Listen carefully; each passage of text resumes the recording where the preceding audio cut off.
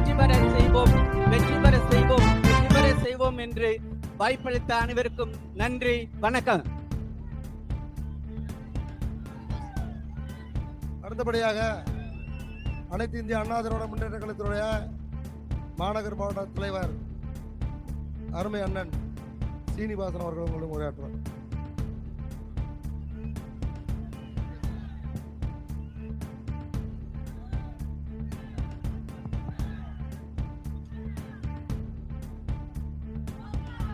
இந்த வெற்றி பயணத்தில் தலைமையேற்று சிறப்புரை தலைமையுரை ஆற்ற வருகை தந்திருக்கும் எங்களது பாசமிகு அண்ணன் தமிழகத்தின் பாரதிய ஜனதா கழகத்தின் நயினார் நாகேந்திரன் அவர்களே, இந்த நிகழ்ச்சியை சிறப்பாக நடத்தி கொண்டிருக்கும் மாவட்ட தலைவர் கே ஒண்டிபுத்து அன்பு சகோதரர் அவர்களே, மாநில பொதுச் செயலாளர் அண்ணன் கருப்பே முருகானந்தன் அவர்களே, இந்த நிகழ்ச்சியில் பங்கேற்றிருக்கும் தமிழ் தேசிய கட்சியின் சகோதரர் அன்பு சகோதரர் கே செல்வகுமார் அவர்களே, இந்த நிகழ்ச்சியில் என்னோடு பங்கேற்று சிறப்பித்துக் கொண்டிருக்கும் முன்னாள் அமைச்சர் புறநகர் வடக்கு மாவட்ட கழக செயலாளர் அண்ணன் பரஞ்சோதனன் அவர்களே,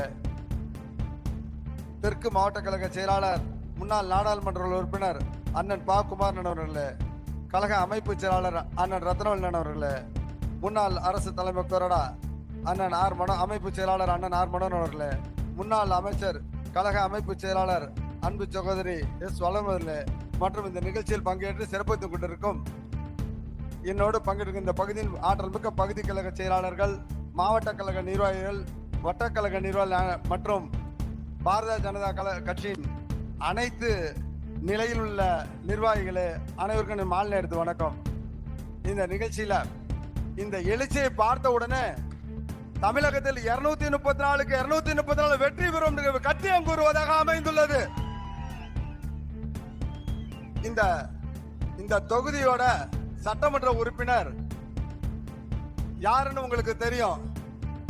அண்ணன் அமைச்சர் நேரு 2021 ஆட்சி அமைச்சோன்னு செய்த ஒரே நல்ல காரியம் என்னன்னு கேட்டீங்கன்னா, தமிழ்நாடு முழுதும் வீட்டு வரியையும் குப்பை வரியையும் போட்டு மக்களுக்கு பல்வேறு இன்னல் இழைச்சு தொடர்ந்து வரி உயர்வு, அது மட்டும் இல்லாம மின்கட்டண உயர்வு, குப்பைக்கு வரி போட்ட அரசு இந்த அரசு. இந்த மோசமான அரசு வீட்டுக்கு அனுப்ப வேண்டிய பெருங்கடமை நமக்கு இருக்கிறது. அது மட்டும் இல்ல, எப்ப பார்த்தாலும் மத்திய அரச குறை சொல்றது. எங்க கழகத்தின் நிரந்தர பொதுச் செயலாளர் அண்ணன் புரட்சி தமிழர் அவர்கள் ஆட்சியில மத்திய அரசிட்ட எந்த விதத்தில் காரியம் நினைத்து 11 மருத்துவக் கல்லூரிகளை பெற்று தந்தவர், 7.5% உயர்த்தியவர்.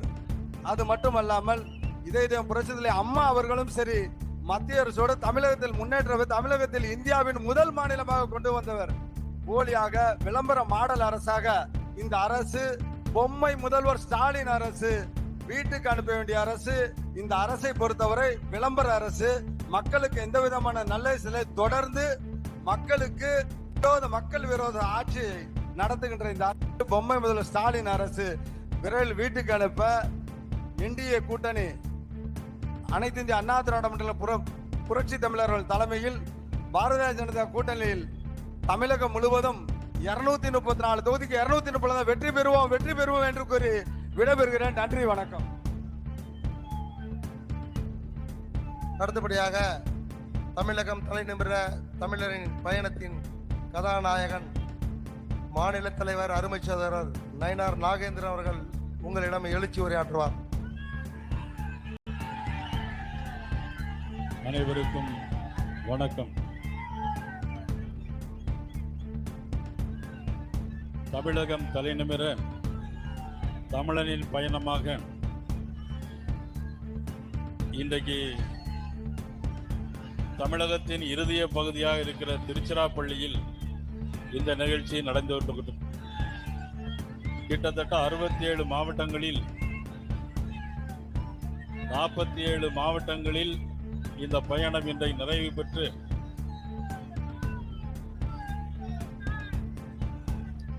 நான் பேசுறத கொஞ்சம் கேட்டுங்க. கொஞ்சம் அமைதியா இருந்தா தானே மற்றவங்களுக்கு பேசுறது கேட்கும் இல்லையா? தமிழகத்தின் இருதய பகுதியாக இருக்கின்ற திருச்சிராப்பள்ளியில் இன்றைக்கு உங்களை எல்லாம் சந்திக்கின்ற அரிய வாய்ப்பினை பெற்றமைக்கு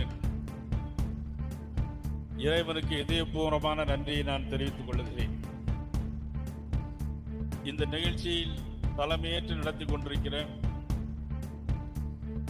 பாரதிய ஜனதா கட்சியினுடைய மாவட்ட தலைவர் எனது அன்பு தம்பி ஒண்டிமுத்து அவர்களே,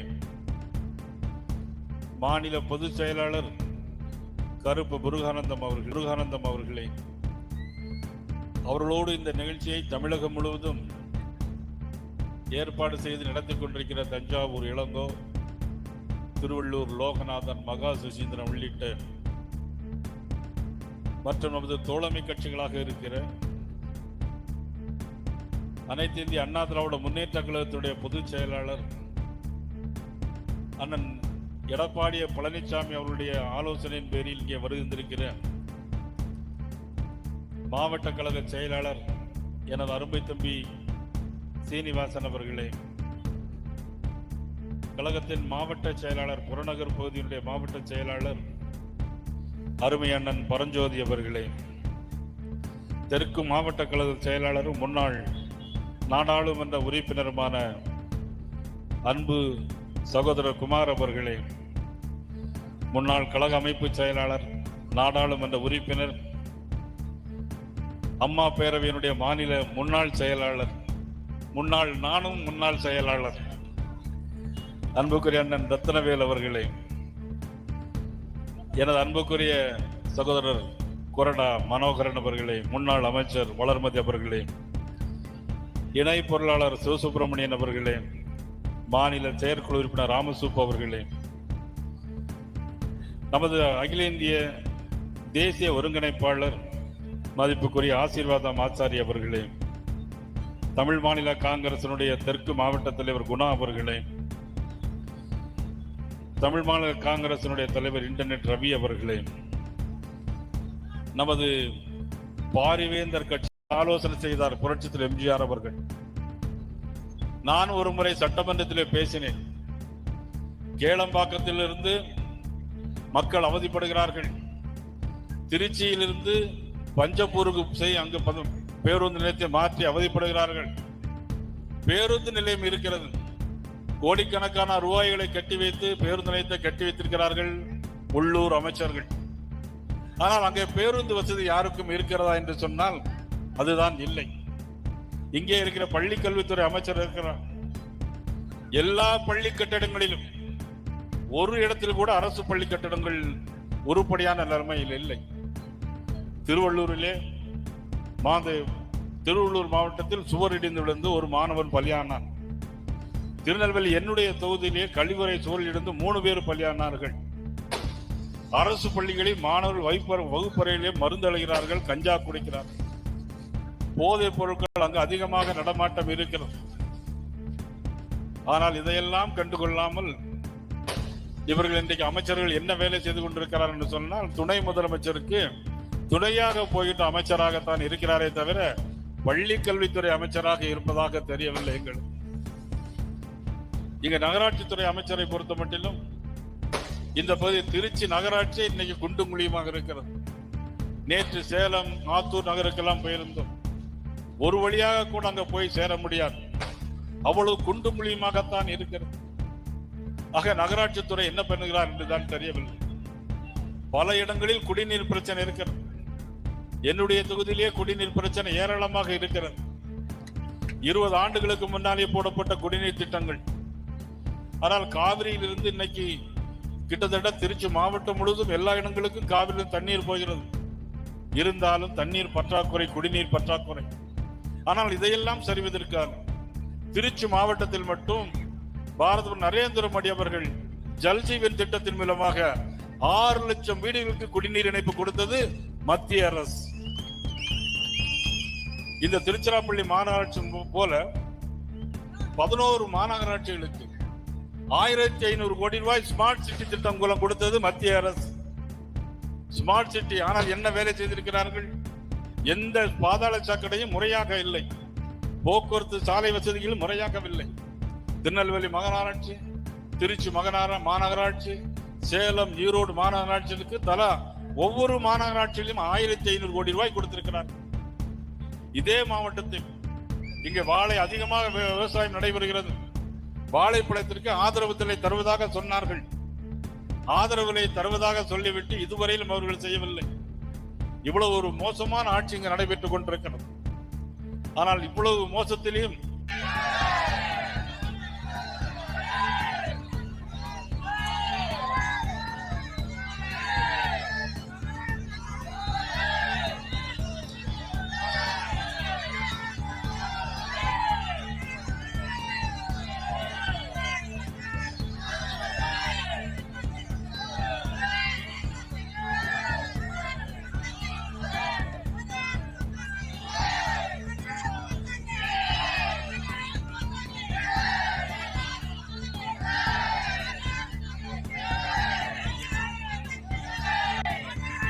தீபத்தூன் பூர்ணச்சந்திரனுடைய ஆன்மா சாந்தியடை இறைவிட வேண்டுகிறது.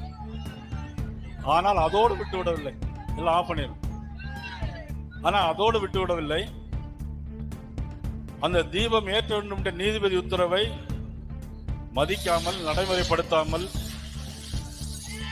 நடைமுறைப்படுத்தாமல் உச்ச நீதிமன்றத்திற்கு போனார்கள். உச்ச நீதிமன்றமும் கீழ் தீர்ப்பு என்னவோ அதை நடைமுறைப்படுத்துங்கள் என்று சொல்லிவிட்டது. அதை நீதிபதிகளை மதிக்காமல் 107 பாராளுமன்ற உறுப்பினர்களை கையெழுத்து வாங்கி நீதிபதியை நீக்குவதற்கு இம்ப்ளீச்மெண்ட் கொண்டு வருவதற்காக ஒரு தீர்மானத்தை ஏற்படுத்தி அந்த தீர்மானத்தை இன்றைக்கு பாராளுமன்றத்தில் கொண்டு வந்திருக்கிறார். 107 பேர் கையெழுத்து போட்டிருக்காங்க. 107 கையெழுத்து இருக்கு. ஆனால் அதில் 107 பேர் கையெழுத்து போடல. பாதி கையெழுத்தை இவங்களே போட்டுவிட்டாங்க. எப்பொழுதுமே திமுக அந்த வேலையை ஒழுங்கா செய்வார். பாராளுமன்றத்தினுடைய மைய மண்டபத்தில் இருந்து கொண்டு எல்லோருடையும் கையெழுத்து வாங்கி போட்டா பாதி கையெழுத்து போலியான கையெழுத்து. நம்முடைய அமித்ஷா, உள்துறை அமைச்சர் அமித்ஷா எப்படிப்பட்ட ஆள் அவர் தெரியாது எங்களுக்கு. வந்தா என்ன செய்வார்னு கேட்டுட்டு இருந்தாங்க. நான் அப்புறம் சொல்றேன். அந்த எல்லா கையெழுத்தையும் என்ன பண்ணாங்கன்னா எல்லா கையெழுத்தையும் வெரிஃபை பண்ணா எல்லாமே போலியான கையெழுத்து. இதுவரையில் இம்ப்ளீச்மெண்ட் 7 நீதிபதிகள் கொண்டு வந்திருக்கார். 7 முறை கொண்டு வந்திருக்கிறார். ஒரு இம்ப்ளீச்மெண்ட் கூட இன்னைக்கு வெற்றி பெற்றது கிடையாது. அது வேற விஷயம். வந்தால் என்ன செய்வார்னு சொல்லிக்கிறீங்க. டாஸ்மாக்ல எவ்வளவு ஊழல் அடிச்சிருக்கீங்கன்னு தெரியும். கரூர்ல செந்தில் பாலாஜி எவ்வளவு ஊழல் பண்ணியிருக்கார் என்பது தெரியும். பாட்டிலுக்கு 10 ரூபா வாங்கக்கூடிய அமைச்சர் இப்பொழுது அமைச்சர் இல்லை. டெல்லியில அரவிந்த் கெஜ்ரிவால் என்ன ஆனார் என்று உங்களுக்கு எல்லாம் தெரியாது. தேர்தல் 2 மாத காலம் இருக்கிறது.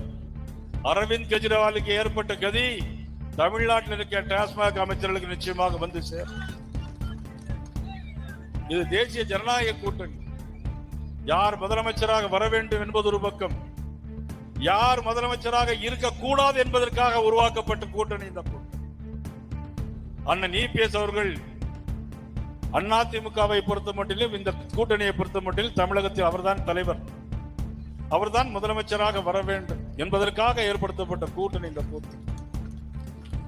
பாரதிய ஜனதா கட்சி அகில இந்தியாவின் மிகப்பெரிய கட்சி. தமிழகத்தில் அதிமுக மிகப்பெரிய கட்சி. புரட்சித்தில் எம்ஜிஆரால் உருவாக்கப்பட்ட அற்புதமான இயக்கம் அனைத்து இந்திய அண்ணா திராவிட முன்னேற்ற கழகம். இதுவரையில் ஒரு ஊழல் குற்றச்சாட்டு சொல்ல முடியாது. பாரத நரேந்திர மோடி அவர்களுடைய பற்றியும் ஒரு ஊழல் குற்றச்சாட்டு சொல்ல முடியாது. அமெரிக்கா போனாலும் ரஷ்யா போனாலும் ரஷ்ய அதிபர் புதின் அவருடைய காரில் யாரையும் ஏற்றியதாக வரலாறு கிடையாது. இவர் ரஷ்யா போகும்போது ரஷ்ய அதிபர் புதின் அவர்களை நமது மோடி அவர்களை காரிலே ஏற்று பத்திரமாக கொண்டு போய் சேர்த்த மிகப்பெரிய தலைவர் பாரத பிரதமர் நரேந்திர மோடி அவர் என்று சொன்னால் நிச்சயமாக அவரே போற ஊழல் இல்லாத ஆட்சி, புரட்சித்தில் எம்ஜிஆர் உருவாக்கிய ஆட்சி இந்த தமிழகத்தில் மலர வேண்டும். அதற்காக நாம் அனைவரும் ஒருமித்து பாடுபட வேண்டும் என்று இந்த நேரத்தில் நான் உங்களை எல்லாம் பணிவோடு கேட்டுக்கொண்டு இந்த மாவட்டத்தில் மட்டும் யார் முதலமைச்சராக வர வேண்டும் என்பது ஒரு பக்கம், யார் முதலமைச்சராக இருக்கக்கூடாது என்பதற்காக உருவாக்கப்பட்ட கூட்டணி இந்த கூட்டணி. அண்ணன் இபிஎஸ் அவர்கள் அதிமுகவை பொறுத்த மட்டிலும் இந்த கூட்டணியை பொறுத்த மட்டிலும் தமிழகத்தில் அவர்தான் தலைவர், அவர்தான் முதலமைச்சராக வர வேண்டும் என்பதற்காக ஏற்படுத்தப்பட்ட கூட்டணி இந்த கூட்டணி. பாரதிய ஜனதா கட்சி அகில இந்தியாவின் மிகப்பெரிய கட்சி. தமிழகத்தில் அதிமுக மிகப்பெரிய கட்சி. புரட்சித்தில் எம்ஜிஆரால் உருவாக்கப்பட்ட அற்புதமான இயக்கம் அனைத்து இந்திய அண்ணா திராவிட முன்னேற்ற கழகம். இதுவரையில் ஒரு ஊழல் குற்றச்சாட்டு சொல்ல முடியாது. பாரத நரேந்திர மோடி அவர்களுடைய பத்தி ஒரு ஊழல் குற்றச்சாட்டு சொல்ல முடியாது.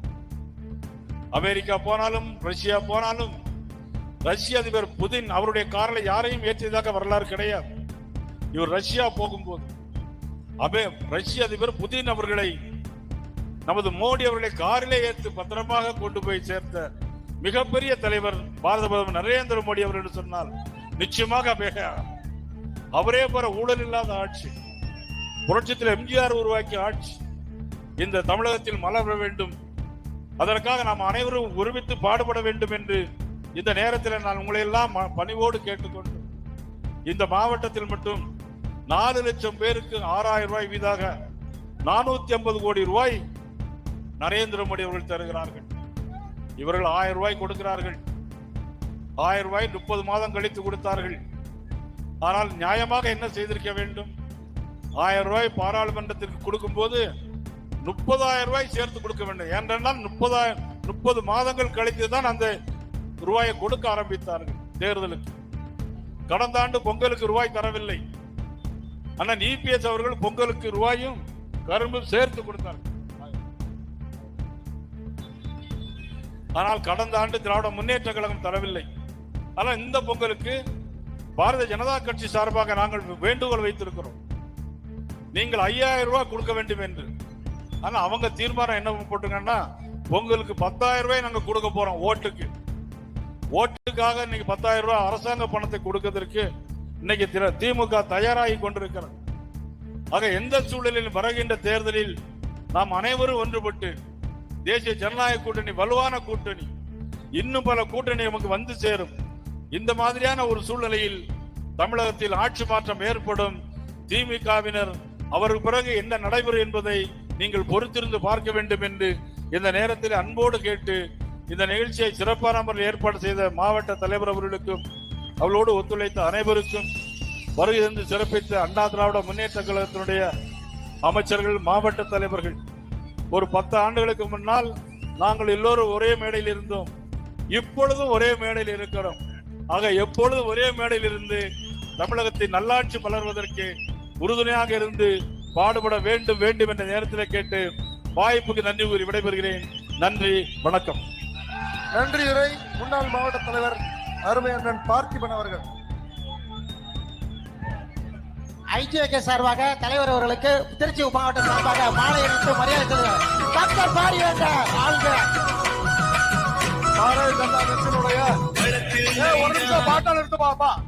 ஏன்பா பாரதிய ஜனதா கட்சியின் சார்பாக தமிழகம் தலை நிமிர நமது சிங்க தலைவன் திருச்சிக்கு வந்து, அதே போல பாரதிய ஜனதா கட்சியிலே அங்கம் வகிக்கிற அத்தனை காவல்படை தளபதிகளுக்கும், காவல்துறை நண்பர்களுக்கும், பத்திரிகை துறை நண்பர்களுக்கும், நம்முடைய ஒளி அமைத்து கொடுத்த நம்முடைய சகோதரர்களுக்கும், அதே போல அனைத்து காவி சொந்தங்களுக்கும் பாரதிய ஜனதா கட்சி மாநகர் மாவட்டம் சார்பாக நெஞ்சார்ந்த மனமார்ந்த நன்றி வாழ்த்துக்களை தெரிவித்துக் கொள்கிறேன்.